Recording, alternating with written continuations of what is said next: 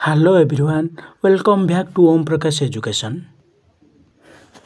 तो स्वागत करुचे पिला माने ये वीडियो रे देख पिला माने यही वीडियो रे हमें कौन डिस्कशन करिबा यही वीडियो रे डिस्कशन करिया जो द्वितीय समाप्ति सूचक मान निर्धारण 2025 बाजाता जो तुम कहूच जहाँटा को आनुआल परीक्षा वार्षिक परीक्षा 2025 गवर्नमेंट यूपी स्कूल बा गवर्नमेंट अपर हाई स्कूल अष्टम सप्तम क्लास पिला मानक पई देख विषय तुम अच्छी भूगोल समय अच्छी 2 घंटा ये पूर्ण संख्या 50 मार्क तुम मैंने एग्जाम दब जानी शिक्षार्थी नाम ये लिख ये रोल नंबर लिख ये तुम विभाग जहाँ लिख ये तारीख लिख ये विद्यालय नाम लिख ये ब्लॉक लिखिकी ये जिलार ना लिखिद ये निरक्षर स्वाक्षर माने तुम तुम रूम्रे तुम कोठरी जो टीचर पढ़ी थे से सिग्नेचर मारे तुम ना एग्जाम देला बोले से जानवे कहीं बुझीपाल पे आज आम डिस्कसन करवा।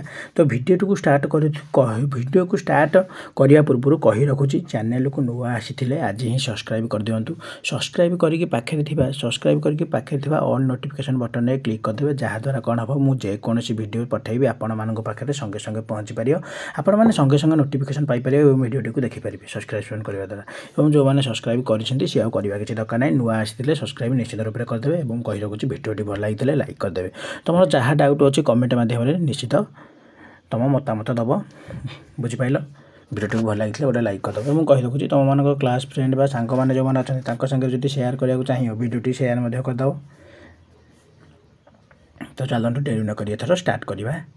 देख प्रति प्रश्नर मूल्य डाहाण पाखे दी जाए आग देख 1 नंबर दी जाइए पृथ्वी को घेरी रही गैसीय स्तरटी को कौन कहुए पृथ्वी को जो गैसीय स्तर घेरी रही कौन कहुए बायुमंडल ना जैवमंडल ना अश्ममंडल ना वायुमंडल करेक्ट आंसर कौन हो वायुमंडल कहुए पृथ्वी को जो गैसीय स्तरटी घेरी रही कौन कहुए वायुमंडल। तापर पवन बेग मापिया तुम केउं यंत्र व्यवहार कर पवन बेग मापिया आम केउं यंत्र व्यवहार करें पवन बेग मापिया कौन व्यवहार करें 12 मीटर 12 मीटर माने जल आनियोमीटर माने पवन बेग मापिया हाइग्रोमीटर नुह कि थर्मोमीटर नुह थर्मोमीटर माने तापमात्रा मापिया तेणुक करेक्ट आंसर कौन हो आनियोमीटर हो करेक्ट आंसर। तब जूम करदा जूम करके परवर्ती क्वेश्चन उपर आम नजर पकाइबा परवर्ती क्वेश्चन उपर नजर पकाइबा। क्वेश्चन नंबर 3 कौन दे पे क्वेश्चन नंबर 3 जोड़ा तुमको कही निरक्षीय लघुचाप बलय और उत्तर उपमेरु निरक्षीय लघुचाप बलय एवं उत्तर उपमेरु देशीय लघुचाप बलय मध्य डैश चाप बलय अवस्थित क्यों चाप बलय अवस्थित या करेक्ट आंसर कौन हो उत्तर उपक्रांतीय गुरुचाप बलय उत्तर उपक्रांतीय गुरुचाप बलय। तब कौन अंचल ग्रामगुड़िक परस्पर सहित लगालगी हो रही कौन कहुए कौ जनबसति कहुए पे कौन कहुए सकेन्द्रिक जनबसति। तब परवर्ती क्वेश्चन देखा परवर्ती क्वेश्चन दे क्वेश्चन नंबर कौन सी अंचल ग्रामगुड़िक कहीदेली तब उत्तर अमेरिका देखा तृणभूमि कौन कहुए उत्तर अमेरिका देखा तृणभूमि आम कहुए प्रेरी कहुए। तो देखा परवर्ती क्वेश्चन क्वेश्चन नंबर 5 तो सही क्वेश्चन नंबर 6 कौन अच्छी देखीद क्वेश्चन नंबर 6 देख देती निम्नलिखित पृथ्वीर आभ्यंतरीण स्तर गुड़िक दर्शाई कला चिन्हित अंशर नाम कौन 1 मार्क देश जोटा कला चिन्हित जो अंश अच्छे कौन कहुए 1 मार्क आम दर्शाए। तो कला चिन्हित अंश तो यार करेक्ट आंसर हो मांटाल तो नुह भौतक नुह बाह्य कोर नुह अंतःकोर भितर अच्छी बोली कहुए अंतःकोर। तब देखा निम्न दि जाता उक्ति गुड़िक मध्य केउंटी अलग चिन्ह कल कारखाना बाहर धूआं वायु मिशुची जानवाहन बाहर धूआं वायु मिशुची खरा दिन जंगल में पड़ जाऊँगी रोसई गैस व्यवहार होसई गैस व्यवहार होउटी अलग कल कारखाना बाहर धूआं वायु मिशुची खरा दिन जंगल पड़ जाऊँगी कि रोसई गैस जो वायु मिशुची यहाँ अलग हो। देखा क्वेश्चन नंबर 8 क्वेश्चन नंबर 8 देख पे कौन दे क्वेश्चन नंबर 8 देती मरुभूमि अंचल अधिवासी मैंने प्रायतः जाजाबर कारण कहीं जाजाबर तो कहीं चारण भूमि अन्वेषण गोटे स्थान अन्य स्थान को जाते तेणुक जाजाबर कहुए यार करेक्ट आंसर हो कौन ख क्वेश्चन नंबर ख। तब परवर्ती मानचित्र भूमि रूप प्रदर्शन पर समोच्च रेखार व्यवहार होता है कारण कौन क्वेश्चन नंबर 9। तो क्वेश्चन नंबर 9 करेक्ट आंसर पे कौन हो यह समान तापमात्रा विशिष्ट स्थान साहाय्य करे यह समान उच्चता विशिष्ट चिन्हर साहाय्य करे समान चाप विशिष्ट स्थान को चिन्हर साहाय्य करे समान पृष्ठपात अंचल को चिन्हर साहाय्य करे। तो यार करेक्ट आंसर कौन हो क्वेश्चन नंबर 9 पे भल भाव देखा क्वेश्चन नंबर 9 तो पे यार करेक्ट आंसर कौन हो पे यह समान उच्चता विशिष्ट स्थान को चिन्हर साहाय्य करता है तापर देखिए निम्नलिखित उक्ति मानक मध्यरु केउंटी हिमालय पर्वत सृष्टिर कारण चिन्ह हिमालय पर्वत किपरि सृष्टि होइछि बोली से स्तरीभूत शिलार पार्श्वचाप जो आम जाने हिमालय सृष्टि होइछि तेणु यार करेक्ट आंसर कौन हो तापर देखिए सुएज कैनाल क्वेश्चन नंबर 11 ऊपर आम ध्यान पकड़ सुएज कैनाल खोला हेबार कारण कौन सुएज कैनाल खोला हेबार कारण कौन एशिया और यूरोप मध्य जलपथर दूरता कमाइबा गोटे सुएज कैनाल खोला सुएज कैनाल तो देखिए क्वेश्चन नंबर पूर्णिमा तिथि रे सूर्य चंद्र और पृथ्वी केउं भली अवस्थान कले गुरु जुआर आसता है बड़ लघुचाप ये जो बड़ जुआर आसता है पूर्णिमा तिथि रे सूर्य चंद्र पृथ्वी केउं स्थान जो अवस्थान कले आमर गुरु जुआर आसता है बोली से देछि भिडियो को शेष पर्यंत पिला माने देखियो तो पिला माने यार करेक्ट आंसर कौन हो गोटे सरल रेखार अवस्थान कले तेणुक यार करेक्ट आंसर कौन हो एक सरल रेखार अवस्थान करें दीटा क ख भितर जोटा मारे ठीक है परवर्ती क्वेश्चन पर नजर पकाया आग्नेय शिला संक्षिप्त टिप्पणी दब आग्नेय शिला विषय पे तुम संक्षिप्त टिप्पणी आराम से दे पारे जदि न दे पारे आ गोटे भिडियो आनी पर्यंत चैनल को सब्सक्राइब करके रखिदब पे यार जब आंसर चाहूँ से पर्यंत कही चैनल को सब्सक्राइब करके रखिदब ना आ गोटे भिडियो मुझे आंसर भी आनी भारी टेंशन किसी नवा ना तब जीविका विषय देख लिखिए जीविका विषय संक्षिप्त टिप्पणी 2 मार्क तब क्वेश्चन नंबर 21 देती अवशिष्ट मृत्तिका और अपसृत मृत्तिका अवशिष्ट और अपसृत मृत्तिका या विषय 2 लाइन लिख पे थाऊ मु आंसर एनाक आनिक तुम मानक लिखिकी गोटे PDF करके तुम मानक खोजिकी टेस्ट पेपर खोजिकी तुम मानक एना देखा तेणुक अपेक्षा कर पे तो पे फाइनाली आमर आंसर मुझे खोजिकी पाईगली देख अवशिष्ट मृत्तिका और अपसृत मृत्तिका भितर डिफरेन्स अवशिष्ट मृत्तिका कौन शिला क्षय हो से स्थान में मृत्तिकार परिणति हेले शिला पत्थर मनकर भांगिकी से स्थान में परिणति हो कहे अवशिष्ट मृत्तिका उदाहरण देख लाल माटी कला माटी मांकेड़ा माटी जंगल मृत्तिका यह सब यार उदाहरण तापर अपसृत मृत्तिकार कौन लिख पृथ्वीर बाह्य शक्ति प्रभाव में शिला रेणु निम्न भूमि जमा हो जो मृत्तिका सृष्टि हुई कहे अपसृत मृत्तिका उदाहरण देख पटु लोएस यही मृत्तिका सब अपसृत मृत्तिका देख एपटे लिख 1 एपटे 1 एपटे हाफ 1 पॉइंट एपटे भी हाफ 1 पॉइंट टोटाल केते मार्क आमर हो गला 2 मार्क तुमको आराम से मिल जाव बुझिपारे पिला माने क्लियर कट बुझेदेली परवर्ती क्वेश्चन उपर आम नजर पकाया क्वेश्चन नंबर परवर्ती क्वेश्चन तापर दे देछि देखो वार्तावर्त और प्रतीप वार्तावर्त और प्रतीप वार्तावर्त तांको मध्य डिफरेन्स लिखिया 2 मार्क एटा पिला माने लिखि पारियो ना कहिदेबी एटा कहि दउछि पिला माने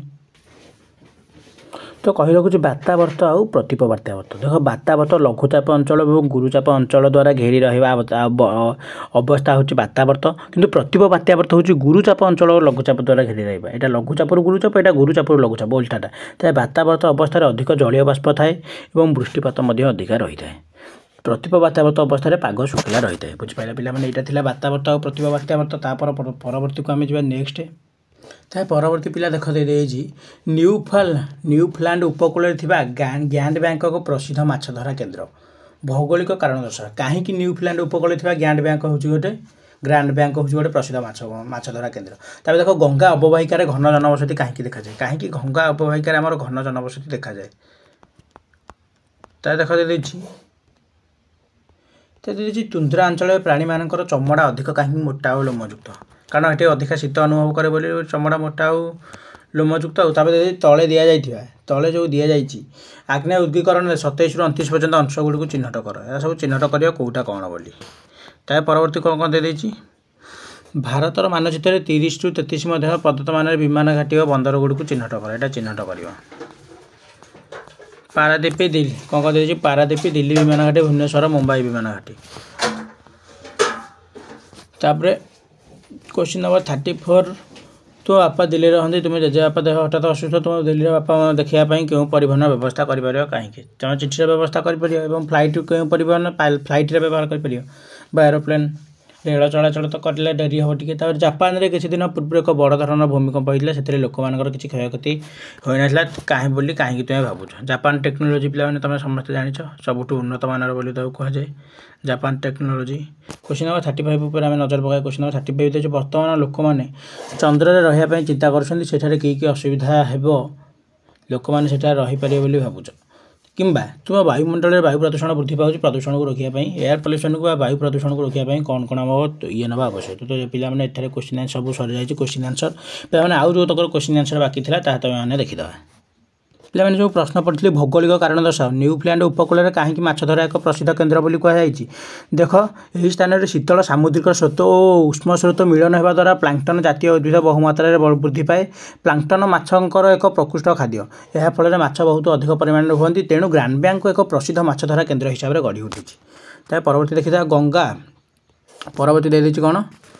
ପରବର୍ତ୍ତୀ କ୍ୱେଶ୍ଚିନ୍ ଦେଇଦେଇଛି ଗଙ୍ଗା ଅବବାହିକାରେ ଘନ ଜନବସତି କାହିଁକି ଦେଖାଯାଏ? ଏହା ଉର୍ବର ମୃତ୍ତିକା, ଜଳର ସୁବିଧା, କୃଷି କାର୍ଯ୍ୟ ପାଇଁ ଆବଶ୍ୟକ ଉତ୍ପାଦନ, ସ୍ୱାସ୍ଥ୍ୟପଦ, ଜଳବାୟୁ, ଯୋଗାଯୋଗ ଏବଂ ପରିବହନ ସୁବିଧା ରହିଛି। ଏହା ପୃଥିବୀର ଏକ ଜନବହୁଳ ଅଞ୍ଚଳ ଭାବରେ ତେଣୁକରି ଅଧିକ ପରିଚିତ। ଜଳର ସୁବିଧା, କୃଷିକାର୍ଯ୍ୟ ଏବଂ ଉର୍ବର ମୃତ୍ତିକା। ତାହା କ୍ୱେଶ୍ଚିନ୍ ନମ୍ବର 35। କ୍ୱେଶ୍ଚିନ୍ ନମ୍ବର 35 ଦେଇଛି ନିରକ୍ଷବୃତ୍ତ ଅଞ୍ଚଳରେ କ୍ରାନ୍ତୀୟ ଚିରହରିତ ଅରଣ୍ୟ ଦେଖାଯାଏ। ଏହି ଅଞ୍ଚଳରେ ବର୍ଷ ସାରା ବାୟୁରେ ତାପମାତ୍ରା ଅଧିକ ରହିବା ସହିତ ବର୍ଷ ସାରା ହାରାହାରି ବୃଷ୍ଟିପାତ ମଧ୍ୟ 200 ସେଣ୍ଟିମିଟର ଅଧିକ। ତେଣୁ ଏହା ଅରଣ୍ୟ ଚିରସବୁଜ ରହିଥାଏ। ହାରାହାରି ବୃଷ୍ଟିପାତଟା ସେଠି ଅଧିକ, ତେଣୁକରି ଅରଣ୍ୟ ବୃଷ୍ଟିପାତ ଅଧିକ ବୋଲି ବର୍ଷା ହେଉଥିବାରୁ ସେଠି କ'ଣ ଅରଣ୍ୟ ଚିରସବୁଜ ଦେଖାଯାଏ। ସଦାବେଳେ ପତ୍ର ଭରି ରହିଥାଏ, ସବୁଜିମା ଭରି ରହିଥାଏ। ତାପରେ ତୁନ୍ଦ୍ରା ଅଞ୍ଚଳରେ ପ୍ରାଣୀମାନେ ଦେଖ, ପ୍ରାଣୀମାନଙ୍କର ଚମଡ଼ା ଅଧିକ ମୋଟା, କାରଣ ଏହି ଅଞ୍ଚଳରେ ତାପମାତ୍ରା ବହୁତ କମ୍, ମାନେ ଅଧିକ ଶୀତ ଅନୁଭବ ହେବ। ଏହି ଅଞ୍ଚଳରେ ପ୍ରାଣୀମାନେ ତେଣୁକରି ଚମଡ଼ା ତାଙ୍କର ମୋଟା ଆଉ ଅଧିକ ଲୋମଯୁକ୍ତ। ତାପରେ ପରବର୍ତ୍ତୀ କ୍ୱେଶ୍ଚିନ୍ ଦେଖ, ଯେଉଁ ଥିଲା ଗୋଟେ ଦର୍ଶାଇୟ। ଦେଖ, ଏଇଟା ଯେଉଁ ଗୋଟେ ଦେଇଥିଲା ଲାଭା ଉଦ୍ଗୀକରଣ, କେଉଁଟା କ'ଣ ଦର୍ଶାଏ? ଦେଖ, ଏଇଟା ଯେଉଁଟା ଲାଭା ବାହାରୁଛି ଏଠି ନିଆଁ, ଗରମ ଗରମ ନିଆଁ, ତାକୁ କହିବା ମୁଖ ଗହ୍ୱର। ଯେଉଁଟା ମଝିରେ ମାନେ ଯେଉଁ ଇଏଟା ବାହାରୁଛି ତାକୁ କହିବା ଗ୍ରୀବାପଥ ବା ବେକ, ଯେଉଁଟାକୁ ଆମେ କହୁଛେ ସେଇଠୁ ଉଠିକି ଯେଉଁ ବାହାରୁଛି ପାଇପ୍ ଭଳିଆ, ତାକୁ କହିବା ଗ୍ରୀବାପଥ। ତାପରେ ଯେଉଁଟା ମାଗ୍ନା କୋଠରୀ, ଯେଉଁଟା ଟାଙ୍କି ଭଳିଆ ହେଇଛି, ତାକୁ କହିବା ମାଗ୍ନା କୋଠରୀ। ତାହେଲେ ଦେଖ, ଭାରତର 4ଟା ଯେଉଁ ବିମାନ ଏୟାରପୋର୍ଟ କେଉଁଟା ଅଛି? ଦେଖ, ଏଇଠି ଆମେ ଇଜିରେ ଦର୍ଶାଇ ପାରିବା। ଦେଖ, ଦିଲ୍ଲୀ ବିମାନ ଘାଟି ଦେଖ କେଉଁଠି ଅଛି? ଏଇଠି ମଝି ସେଣ୍ଟରରେ ଅଛି ଦିଲ୍ଲୀ ବିମାନ ଘାଟି। ପାରାଦ୍ୱୀପ ବିମାନ ଘାଟି କେଉଁଠି ଅଛି? ପାରାଦ୍ୱୀପ ଦେଖ, ଓଡ଼ିଶା ରାଜ୍ୟ ଆମର ଏଇଠି, ଓଡ଼ିଶା ଏଠି ପାରାଦ୍ୱୀପ, ତା ପାଖକୁ ଲଗେଇଦେବି ଭୁବନେଶ୍ୱର କଥା। ମୁମ୍ବାଇଟା କିନ୍ତୁ ଏଇ କର ସାଇଡ଼୍ରେ ରହିଯିବ। ଦିଲ୍ଲୀ ଏଠି, ମୁମ୍ବାଇ ଏଠି, ପାରାଦ୍ୱୀପ ଓଡ଼ିଶା ଭିତରେ କରିଦେବା ଆରାମସେ ପିଲାମାନେ। ଏତିକି ତ ଥିଲା ପ୍ରଶ୍ନ। ତାପରେ ଆଉ ଗୋଟେ ଥିଲା ଦେଖ, ଜାପାନରେ କିଛି ଦିନ ପୂର୍ବରୁ ଏକ ବଡ଼ ଧରଣର ଭୂମିକମ୍ପ ହେଲା, କିନ୍ତୁ କ୍ଷୟକ୍ଷତି କାହାର ହେଲା ନାହିଁ। କାହିଁକି? ଭୂମିକମ୍ପ ସମୟରେ ଲୋକମାନେ ନିରାପଦ ସ୍ଥାନ ଯେପରି ଟେବୁଲ ଡେସ୍କର ତଳେ ଯେଉଁଠିକି ରହିବା କଥା ରହିଯାଆନ୍ତି। ଭୂମିକମ୍ପ ସମ୍ବନ୍ଧୀୟ ସତର୍କତା ପରିବାର ତଥା ପଡ଼ୋଶୀମାନଙ୍କ ପାଖରେ ଲୋକମାନଙ୍କ ଆଗରୁ ପହଞ୍ଚାଇଥିବ। କିମ୍ବା ଯେଉଁ ଜେଜେବାପାଙ୍କର ହଠାତ୍ ଯେଉଁ ଦେହ ଖରାପ ହେଲା, ତୁମେମାନେ କ'ଣ କରିବ? ଦେଖ, ଜେଜେଙ୍କ ଦେହ ହଠାତ୍ ଖରାପ ହେଲା, ତାହେଲେ କ'ଣ କରିବା? ଆକାଶ ପରିବହନ ମାଧ୍ୟମରେ ଖୁବ୍ ଶୀଘ୍ର ଦ୍ରୁତଗାମୀ ପରିବହନ। ଏହି ପରିବହନ ଯୋଗୁଁ ପୃଥିବୀର ଗୋଟିଏ ସ୍ଥାନ ଅନ୍ୟ ସ୍ଥାନକୁ ଖୁବ୍ କମ୍ ସମୟରେ ଆମେ ପହଞ୍ଚିପାରିବା। ତାପରେ ବର୍ତ୍ତମାନ ଲୋକମାନେ ଯେଉଁ ଚନ୍ଦ୍ରରେ ରହିବା ପାଇଁ ଚେଷ୍ଟା କରୁଛନ୍ତି, କ'ଣ ଅସୁବିଧା? ଦେଖ, ବାୟୁମଣ୍ଡଳ ଉପସ୍ଥିତ ଘନତା, ସେଥିରେ ବିଭିନ୍ନ ଉପାଦାନ ଗୁଡ଼ିକ ସଠିକ୍ ପରିମାଣରେ ରହିବା ଆବଶ୍ୟକ। ବାୟୁମଣ୍ଡଳ ବ୍ୟତୀତ ଜୀବଜଗତ ତିଷ୍ଠି ରହିବା ପାଇଁ ବାୟୁମଣ୍ଡଳ ଆବଶ୍ୟକତା ରହିଛି। ତେଣୁକରି ବାରିମଣ୍ଡଳ, ଅଶ୍ମମଣ୍ଡଳ ଉପସ୍ଥିତିରେ ହିଁ ଜୈବମଣ୍ଡଳ ଆମର ସମ୍ଭବ ବୋଲି ଆମେ ଭୌଗୋଳିକ କାରଣ ଜାଣିଛେ। ତାପରେ କିମ୍ବା ମୋଷ୍ଟ ଇମ୍ପୋର୍ଟାଣ୍ଟ ସବୁଠୁ କ୍ୱେଶ୍ଚିନ୍ ଏଇଟାକୁ ପିଲାମାନେ ଆରାମସେ ଲେଖିଥାଉ। ଆମ ଅଞ୍ଚଳରେ ବାୟୁ ପ୍ରଦୂଷଣ କମାଇବା ପାଇଁ ନିମ୍ନଲିଖିତ କେଉଁ ପଦକ୍ଷେପ ନେବା ଆବଶ୍ୟକ? ମଟର ଗାଡ଼ି, ସିଏନ୍ଜିର ବ୍ୟବହାର, କମ୍ପ୍ରେସ୍ଡ ନ୍ୟାଚୁରାଲ୍ ଗ୍ୟାସ୍ର ବ୍ୟବହାର, ରୋଷେଇ ପାଇଁ ଗ୍ୟାସ୍ର ବ୍ୟବହାର, ଚୁଲି ବ୍ୟବହାର କରିବା ନାହିଁ, ଏହାଦ୍ୱାରା ଅଧିକ କାର୍ବନ ଡାଇଅକ୍ସାଇଡ଼ ଆମ ଉତ୍ପନ୍ନ ହେଉଛି। ତାପରେ ଦେଇଛି ଖଣିଜ ଏବଂ ଜୈବିକ ଜାଳେଣୀର ନିୟନ୍ତ୍ରଣ ବ୍ୟବହାର, ଏହା କଣ୍ଟ୍ରୋଲ୍ କରିବା। ତାପରେ ଦେଇଛି ବନାଗ୍ନିର ନିବାରଣ, ଯେଉଁ ନିଆଁ ଲଗାଇ ଦେଉଛନ୍ତି ଜଙ୍ଗଲରେ, ତାକୁ ନିବାରଣ କରିବା। ତାପରେ ବୃକ୍ଷରୋପଣ ପାଇଁ ସାମାଜିକ ବନୀକରଣକୁ ପ୍ରୋତ୍ସାହନ ଦେବା। ତାପରେ ବାୟୁ ପ୍ରଦୂଷଣକୁ ରୋକିବା ପାଇଁ ସଚେତନ ସୃଷ୍ଟି କରିବା। ଉପଲିଖିତ ପଦକ୍ଷେପ ବାୟୁ ପ୍ରଦୂଷଣକୁ କମାଇ ପାରିବ। ସେ 7ଟା ମେନ୍ ପଏଣ୍ଟ ଦେଇଛି, କେମିତି ଆମେ କଣ୍ଟ୍ରୋଲ୍ କରିବା ବା ବାୟୁ ପ୍ରଦୂଷଣକୁ ନିୟନ୍ତ୍ରଣ କରିପାରିବା। ତ ଦେଖ ପିଲାମାନେ, ଆଜି ଆମେ ବହୁତ क्वेश्चन आंसर डिस्कसन करदे। देखो ना फाइनाल सीट को पिला मैंने आसतीगले सप्तम क्लास जो अच्छी तुम विषय भूगोल समय जो 2 घंटा अच्छी सर आज आम क्वेश्चन आंसर डिस्कसन करदे। तो कही रखुच्छी आज ही सब्सक्राइब करके रखी था ओम प्रकाश एजुकेशन। भिडियोटी भल लगी लाइक गोटे करदे और कमेंट जय जगन्नाथ जय श्रीराम निश्चित रूप से लिखिदेवे। थैंक्स फॉर वाचिंग पिला माने। Thank you many thanks. तो एथर रोचे पिला माने टाटा बाय बाय। देखा गोटे भिडियो।